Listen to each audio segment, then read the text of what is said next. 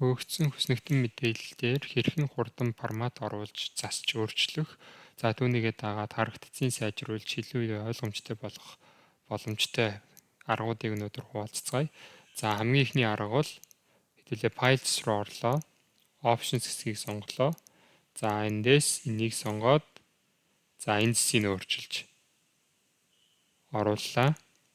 За эндээс хэдүүлээ Apt Format гэдэг энэ урдтай юм хүснэгтэн ribbonтэй энэ хэсгийг add хийгээд өчнө. За OK дарлаа.